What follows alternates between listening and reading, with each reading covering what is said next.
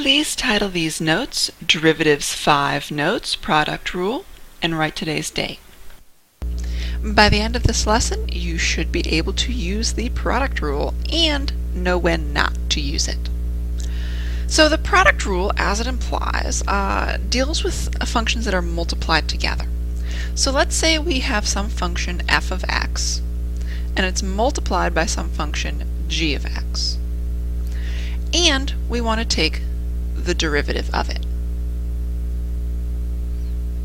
I'm putting this whole thing in brackets so that I know I'm taking the derivative of the whole thing. Otherwise, I would really just be taking the derivative of f of x, and g of x would be along for the ride. The product rule says that when we're taking the derivative of a product, that's going to equal the derivative of the first times the second plus the first times the derivative of the second. It's a lot easier to remember if we write it without the x's. So the derivative is f prime g plus fg prime. I kind of like the rhythm of that, f prime g plus fg prime. And it's just saying we're taking the derivative of this first one here, the derivative of the second one here. Do notice that the book uses this in a different order. Several textbooks go in different orders. I do it this way so that it's consistent with the quotient rule, which we're going to learn about next. Before we go anywhere though, let's feel nice and silly in front of our computers and or family and or significant others and chant in unison f prime g plus fg prime. All together, f prime g plus fg prime. If I can look silly and the dragon will join in, f prime g plus fg prime. It's all good. So let's do some examples.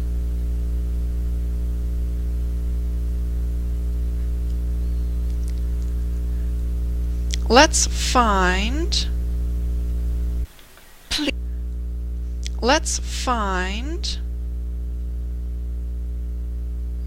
the derivative of 2x to the third times 3x plus 1. So this is our f. This is our g. And when we're working with our rules, what we're going to do is we're going to start off by taking the derivative of this. So take the derivative of 2x cubed, and we're going to multiply that by this g. So not the derivative, just the normal one. And then to that we're going to add just the normal f, and then times the derivative of g.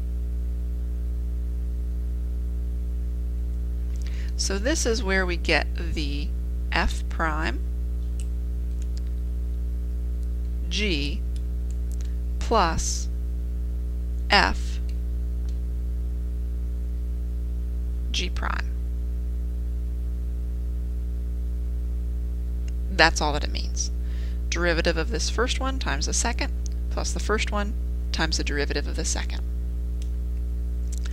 Then we're just going to go through and obey these little commands. This says take the derivative of 2x to the third. I know that's 2. Bring down the 3, subtract 1 from the exponent. And then this just stays the same. This just stays the same. And then when I take the derivative of this, the derivative of 3x is just 3, and the derivative of 1 is 0. So 3 plus 0 is just 3. Now at this point, all I get to do is simplify. 6x squared, 3x plus 1, plus 6x cubed. And I can simplify further by distributing here.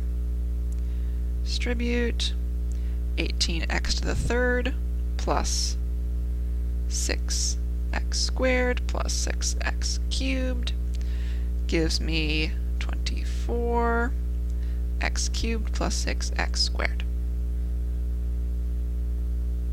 And there we go. That's all we're really learning today. Let's do another example.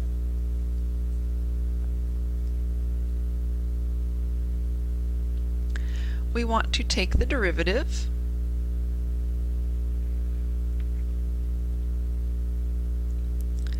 of 3x minus 2x squared times 5 plus 4x. And I'm going to notice this first piece multiplied together, that's our f. This second piece, that's our g.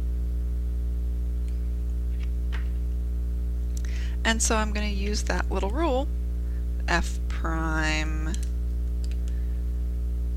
g plus f g prime. I'm going to write that out. So I'm going to take the derivative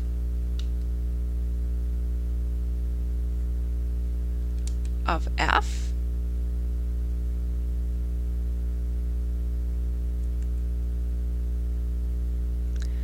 and I'm going to multiply that by g,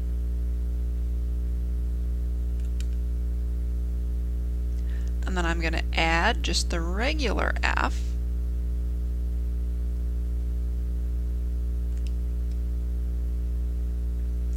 and then take the derivative of g.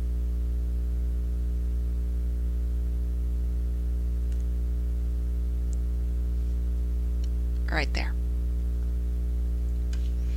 Now when I do that, the derivative of this piece, I'm going to do the derivative separately. The derivative of 3x is 3. Negative 2x squared is negative 2. Bring down the 2, subtract 1 from the exponent. This just stays the same.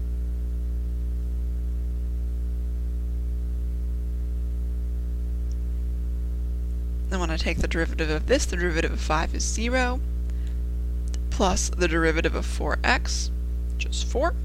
And now, same thing we did before. Just going to multiply across and simplify. So in order to do this, let's see, this is 3 minus 4x. Just over on the side, I'm going to do my generic rectangle.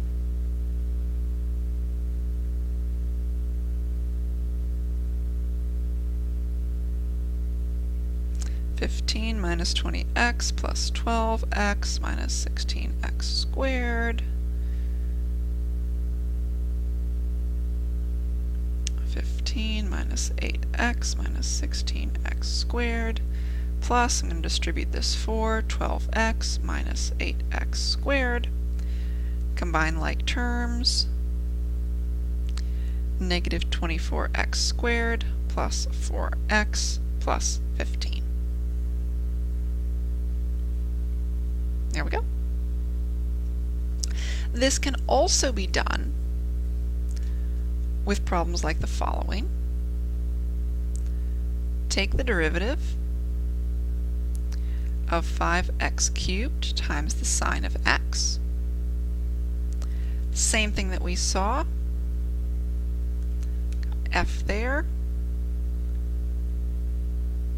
g there. We're going to use our f prime g plus fg prime. So first we're going to take the derivative of 5x cubed, leave g the same,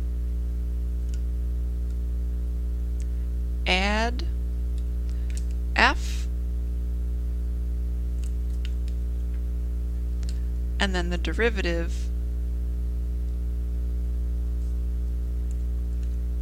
of the sine of x. And when we do that, derivative of 5x cubed is 15x. Sine of x stays along for the ride. 5x cubed, and then the derivative of sine of x is just good old cosine of x. There we go.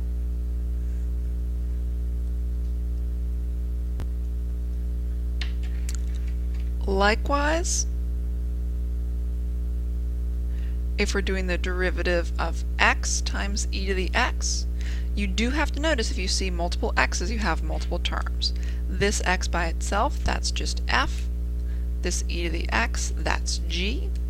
This one kind of ends up looking a little interesting just because what we have is we've got that derivative excuse me, of x times g of x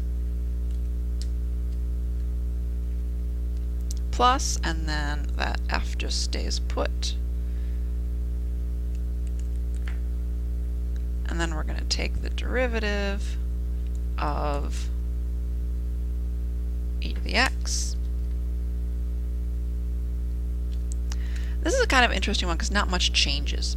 The derivative of x is just 1, e to the x is still e to the x. Then we've got this x over here, and the derivative of e to the x is just e to the x. So, looks pretty similar to what we started with.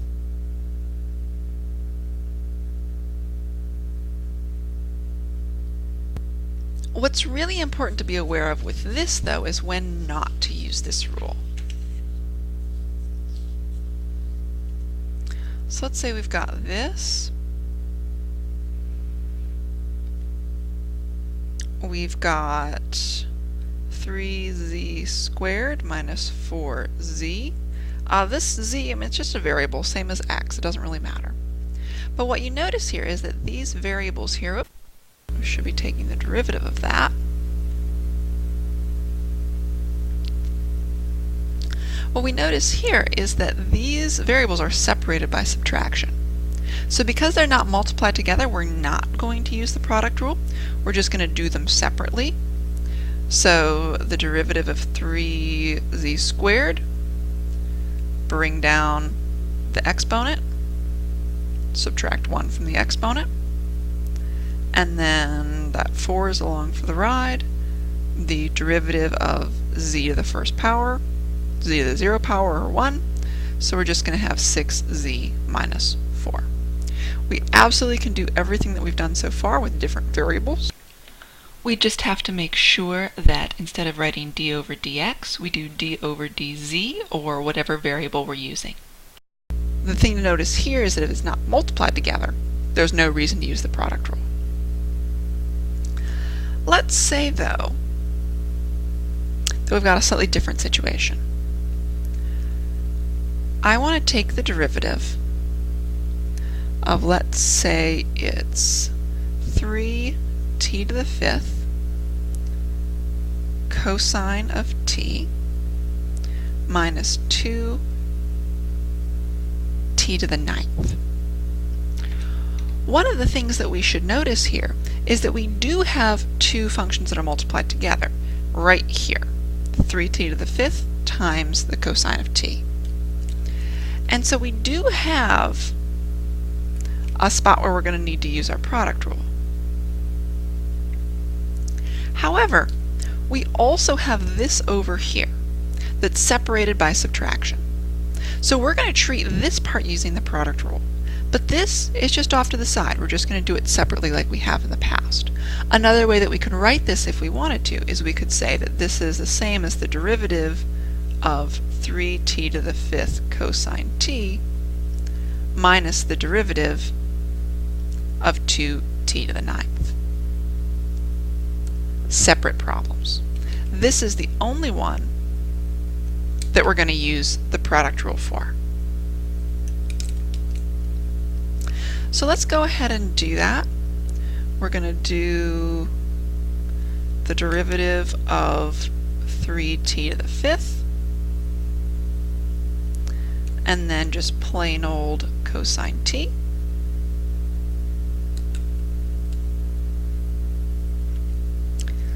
And then we've got to use the product rule, so that's going to be plus 3t to the 5th times the derivative of cosine t. And notice that this entire thing right here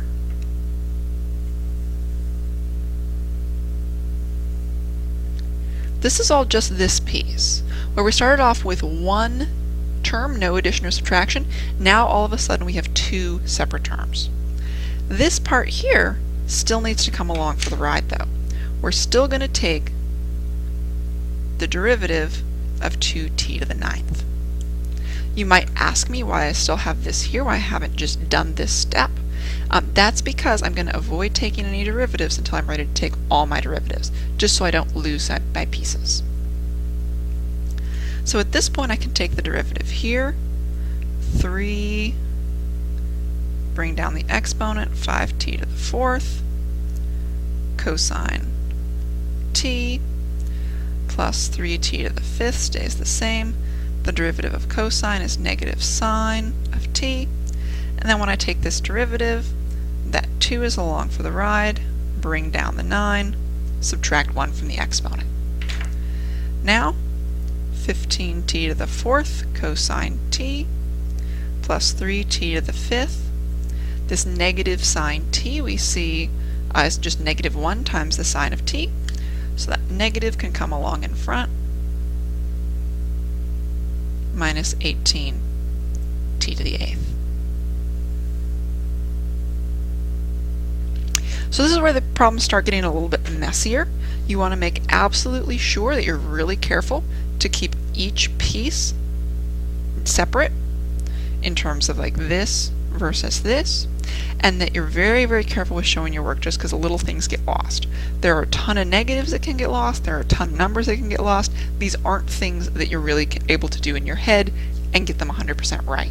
Watch out on the AP test because they're going to look for the little tiny things that are really easy to lose. Should be easy to lose.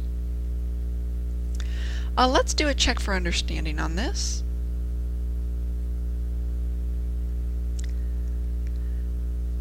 I want you to take the derivative, 2x times the cosine of x plus 2 sine x. Try that one on your own. Pause the video now.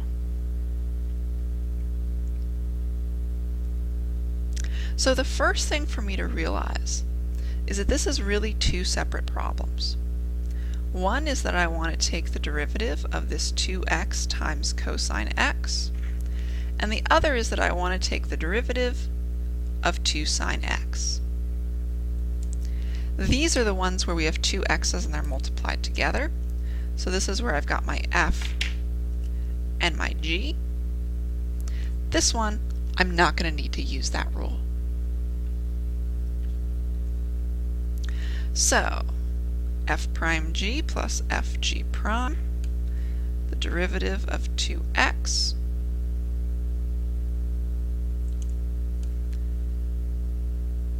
cosine x is along for the ride, plus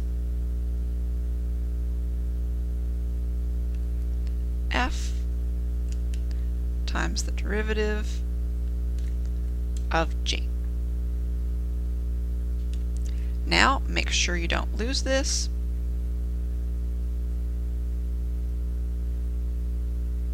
Also along for the ride. Taking the derivative of 2x, that's just going to give me 2. Cosine of x is along for the ride. 2x is along for the ride.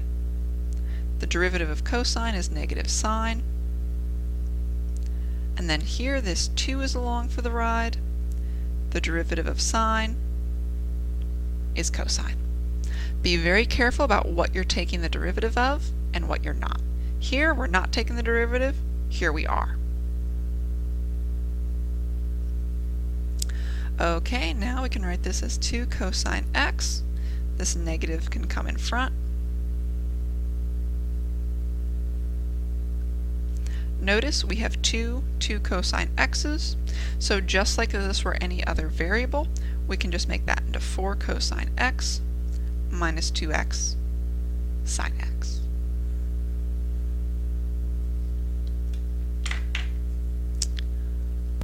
Okay, if that's enough to make your brain full, that's all that you really need to know about the product rule. There is one other sort of super product rule that I want to show you. It's extra credit.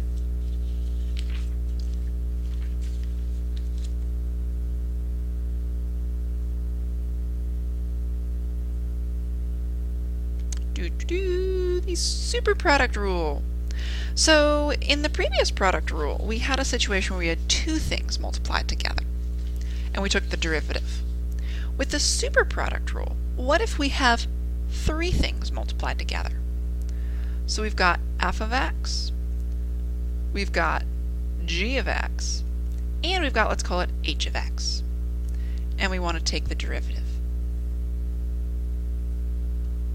What's that? I'd be really curious what your guesses are. If you want to write your guesses just on the side so we can talk about them in class tomorrow, that would be super awesome. But here's what it actually is. It's f prime g h plus f g prime h. Basically the same thing we had before, just with that h along for the ride. And then the last thing is that we have to have the derivative of h in there somewhere. So just like in each of these we had one derivative and the other two along for the ride, that's all it is. We stick the h on at the end, and then in the last situation we've got h prime, and then just regular f and g. So if we wanted to do an example, let's say we take the derivative x squared times the sine of x times the natural log of x. What we're going to do is we've got our f here, we've got our g here, and our h here. So we're going to start off with taking the derivative of f, and then the other two are just along for the ride.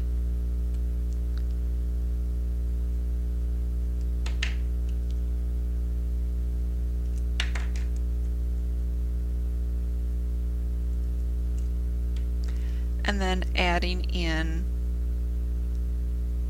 this term, where we're looking at the derivative of g, but everything else is just along for the ride.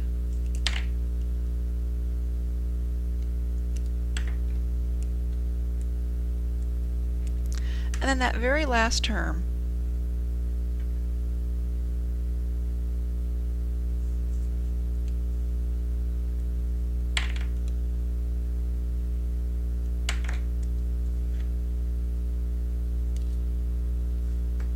like so. Then for our next step, we can just bring down that 2x.